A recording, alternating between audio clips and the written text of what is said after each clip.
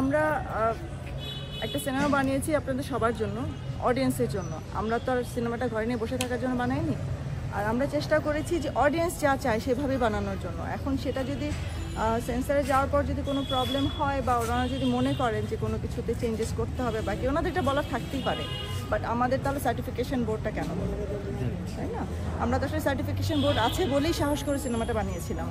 তো এখন যদি সেই ক্ষেত্রে কোনো সমস্যার সম্মুখীন হতে হয় আমাদের, তো আমরা বলবো যে তাহলে আমরা তাহলে নীতিমালাগুলো চেঞ্জ করি বা কি, আমরা তাহলে ক্লিয়ার হই আসলে কি সেন্সার বোর্ড আছে না আমাদের সার্টিফিকেশন বোর্ড আছে, জিনিসগুলো আমাদের কাছে ক্লিয়ার হওয়া উচিত।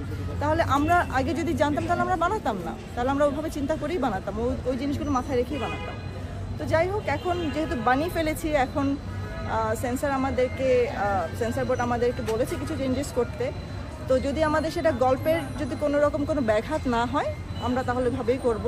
মানে আমরা কোনো নীতিমালার কোনো ব্যাঘাত ঘটাতে চাই না, যা আছে ওইভাবে আমরা কাজ করতে চাই। কিন্তু যদি কোনো আমার গল্পের খাতিরে আমার যদি কোনো কিছুতে কোনো সিন যদি আমাকে কাটতে হয়, আর সেটা যদি আমার গল্পের জন্য ভালো না হয় বা সেটা যদি আমার পুরো সিনেমাটাকে গল্পটা নষ্ট করে দেয়, সেক্ষেত্রে তো আমাকে অন্য কোনো পদক্ষেপ নিতে হবে।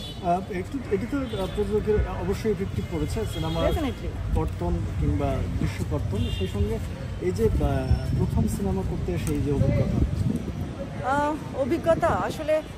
অভিজ্ঞতাটা ভেবেছিলাম যে আসলে খুব স্মুথ হবে, কারণ বাইরে থেকে তো সব কিছু অন্যরকম লাগে। আমরা যখন কাজ করতে আসি তখনই অনেক কিছু এক্সপিরিয়েন্স হয়। তো আমি এখন আশাবাদী, কারণ যেহেতু ওনারা আমাকে সহায়তা করছেন, এখন পর্যন্ত চেষ্টা করছেন বা আরেকবার সিনেমাটা দেখছেন।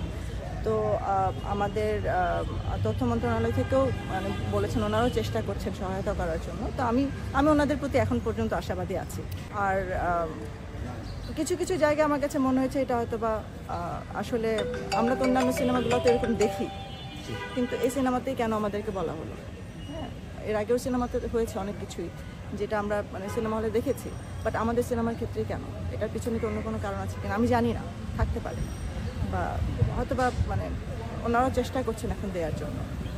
তো আসলে আমরা এখনও বলতে পারছি না যে কী হবে বা কীভাবে আমরা কী করবো। আমরা অপেক্ষা করছি সেন্সার বোর্ড দেখে তারপর আমাদেরকে জানাবে।